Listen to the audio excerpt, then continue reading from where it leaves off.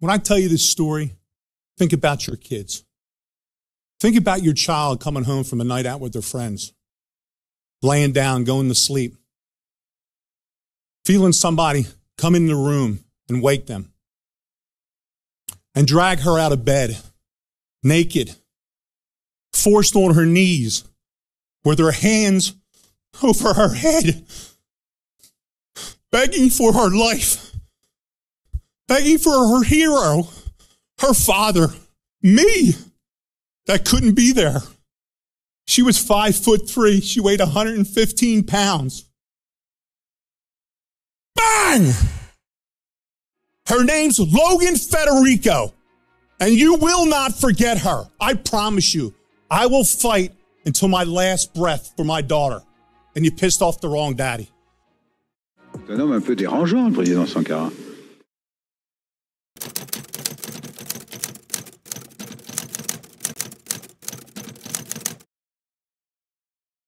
Alors les amis, aujourd'hui nous allons encore parler d'une situation sordide qui s'est passée aux États-Unis et ça rappelle un peu ce qui s'est passé il y a un peu plus d'un mois avec Irina Zarutska. Vous vous souvenez, il s'agit de cette jeune femme ukrainienne réfugiée aux États-Unis qui s'est faite lâchement assassiner par DeCarlos Brown, un homme noir qui avait été condamné à plusieurs reprises et qui avait été systématiquement libéré par la justice, par les gauchistes, parce que c'est la réalité. Et cette situation se passe aux États-Unis, mais elle est quand même similaire à ce qui se passe en Occident et en France en particulier. Des gens qui sont dangereux, qui ne doivent pas être sur le territoire, qui sont relâchés par les juges. On en connaît des gens qui sont capables de perpétrer des attentats, qui ont d'ailleurs menacé de les commettre et qui sont en liberté. Il y en a également.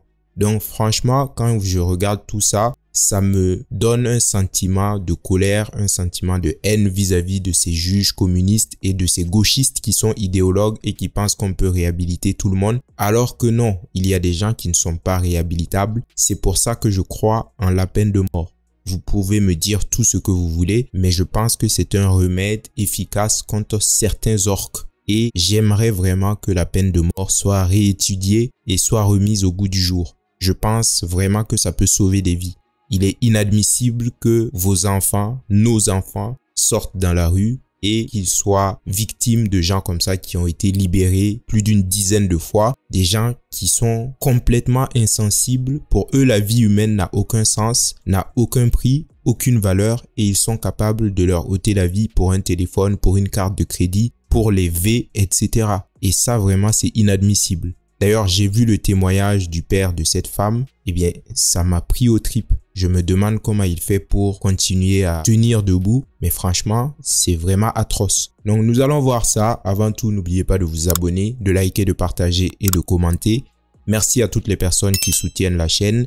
Merci à toutes les personnes qui se sont abonnées récemment. Et merci aux membres et aux tipeurs. Donc, cette information a été publiée par un compte américain. C'est Masked Miner qui dit: elle s'appelait Logan Hailey Federico, elle n'avait que 22 ans. Le 3 mai, alors qu'elle rendait visite à des amis à l'université de Caroline du Sud, Logan a été brutalement assassiné par le criminel de carrière Alexander Davante Dickey, un homme avec 39 arrestations et 25 crimes à son actif qui était toujours en liberté, tiré du lit, mis à genoux et exécuté. Puis, il lui a volé ses cartes de crédit et est allé faire du shopping. Cela n'aurait jamais dû arriver. Chaque fonctionnaire qui a laissé ce prédateur en liberté a du sang sur les mains. Mais vous vous rendez compte en fait, une personne qui a été arrêtée 39 fois, qui a commis jusqu'à 25 crimes. Et cette personne se retrouve dehors. Et vous allez le voir, c'est vraiment révoltant. Le juge qui a décidé de le libérer, l'a libéré avant même qu'il ait purgé la peine qui lui avait été rendue ou qui lui avait été donnée. Franchement, ça n'a aucun sens. Et regardez encore une fois. Donc, c'est une jeune fille blonde. Le meurtrier, il est noir. Bon, je ne vais pas tirer de conclusion, mais vous voyez que ça se ressemble beaucoup quand même. C'est vraiment triste. C'est vraiment dégueulasse de voir ça. Donc, ça c'est Domi Bob qui dit « Rencontrer le juge Bentley Price, il a libéré Alexander Dickey après seulement 410 jours sur une peine de 1825 jours. 22,5% de sa peine. Dickey était en prison pour cambriolage au 3e degré, rétrogradé au 1er degré. Il s'agissait de sa 39e arrestation et de son 25e crime. Il est sorti de prison et a assassiné Logan Federico. C'est fou. Donc voici le juge. Voici ce communiste, cette tête de communiste qui a libéré ce monstre et qui a permis que cette jeune femme trouve la mort. Donc regardez-moi ça et regardez-moi la tête de cet orque. Franchement, il n'y a aucune explication possible pour relativiser ça. Mais il y a des gauchistes et il y a des orques qui viendront le défendre, qui diront que soit il est malade mental ou soit qu'il avait des problèmes, il était pauvre. Voilà, c'est parce qu'il est pauvre. Il n'a pas d'argent, donc pour faire son shopping, il était obligé d'ôter la vie à cette jeune fille pour lui prendre sa carte de crédit. Voilà, c'est comme ça, c'est ça le communisme, c'est ça le partage. C'est ce que les gauchistes veulent normaliser. Franchement, ça me fait vomir. Donc nous allons voir maintenant le témoignage de son père parce qu'il a tenu quand même à s'exprimer avec beaucoup de force, avec beaucoup de courage et je ne sais pas comment il fait. Franchement, je ne sais pas. En tant que père, si un truc comme ça arrive, il faut vraiment avoir beaucoup de courage pour oser se tenir devant la cour, s'exprimer comme il le fait. Bon, j'espère vraiment qu'il va surmonter cette épreuve, hein. Que ce soit lui, mais tout le reste de la famille. Parce que lorsqu'une personne d'une famille est assassinée aussi brutalement, eh bien, c'est vraiment la fin de quelque chose. On détruit une famille comme ça. Et ça, encore une fois, ce sont les gauchistes qui le permettent. Donc, c'est Colin Hughes qui dit: le père d'une jeune femme de 22 ans, brutalement tuée par un criminel de carrière, se déchaîne lors d'une audition à la Chambre des représentants contre les politiques de laxisme en matière de criminalité. Il l'a traînée nue hors du lit, l'a forcée à s'agenouiller, les mains sur la tête et bang, elle est morte, elle a disparu. Pourquoi? Parce qu'Alexander Davante Dickey, qui a été arrêté 39 fois pour 25 crimes, était dans la rue. Logan Federico rendait visite à des amis à l'université de Caroline du Sud le 3 mai lorsque le criminel de carrière est entré par effraction et lui a tiré dessus avant de lui voler ses cartes de crédit pour faire du shopping. Dickey avait déjà été arrêté 39 fois et avait été reconnu coupable de 25 crimes. Voilà. Bon, on va écouter un peu ce qu'il dit. C'est en anglais, je vais traduire, mais bon, franchement, ça me prend aux tripes, c'est quelque chose de terrible. How many of y'all have kids? I'm just curious. Here's what I need you to do. When I tell you this story, think about your kids.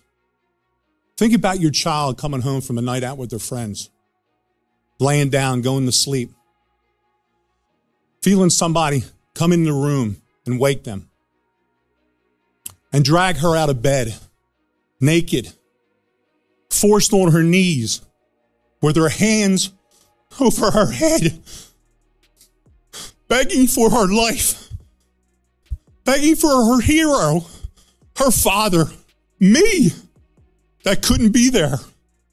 She was 5'3". She weighed 115 pounds. Bang! Donc franchement, c'est horrible, hein? Le mec, il commence en disant: j'espère que vous avez des enfants, ou si vous avez des enfants, j'aimerais que vous pensiez à eux pendant que je vais vous raconter cette histoire. Donc imaginez un de vos enfants qui va voir ses amis, qui rentre, qui se couche, et là, il y a un individu, un orque qui rentre, qui la sort du lit, elle était encore toute nue, qui la met à genoux, elle est en train de supplier pour sa vie, elle est en train d'appeler son père, de négocier probablement pour ne pas finir morte. Et là, le mec, sans aucune gêne, sans aucun recul, il lui tire dessus. Voilà. Bam, c'est fini. C'est fini. Juste comme ça. Elle n'a rien fait de mal. Elle n'a absolument rien provoqué, rien cherché. Enfin, ça n'a aucun sens, quoi. Franchement, ça n'a aucun sens. Dead. Gone. Why? Because Alexander Davante Dickey, who was arrested 39 goddamn times, 25 felonies, was on the street. How about that? How good are we doing for our family? How good are you doing for your kids? He should have been in jail for over 140 years for all the crimes he committed. You know how much time he spent in prison? A little over 600 days in 10 years. He's only 30 years old. He was committing 2.65 crimes a year since he was 15 years old, but nobody could figure out that he couldn't be rehabilitated. Well, you'd have to put him in prison to see if he could be rehabilitated. Isn't that the idea of prison? But no, my daughter wanted to be a teacher. She finally figured it out 2 weeks before she was executed.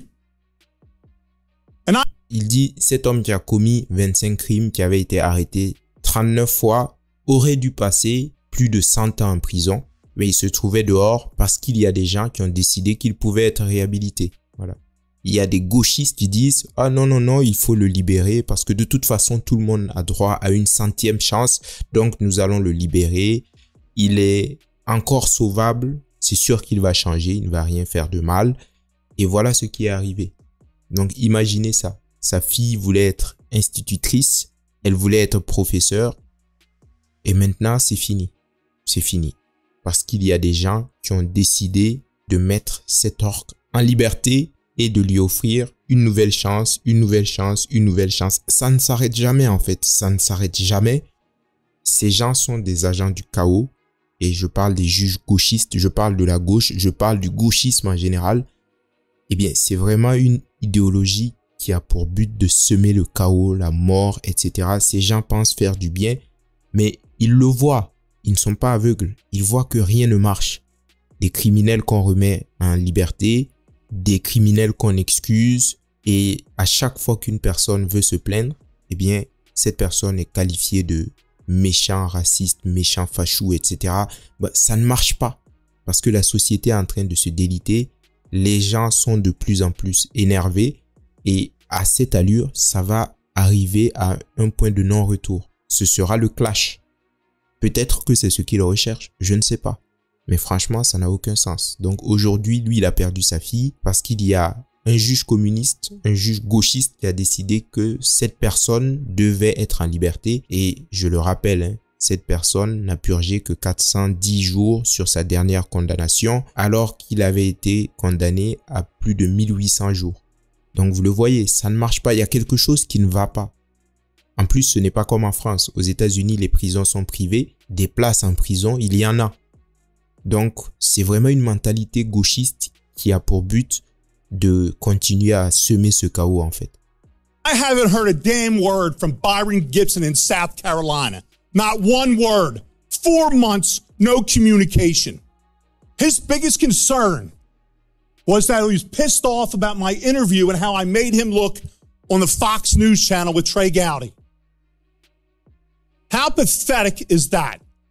That we're letting our 22-year-old kid visiting friends. It's all she ever wanted to do was visit friends.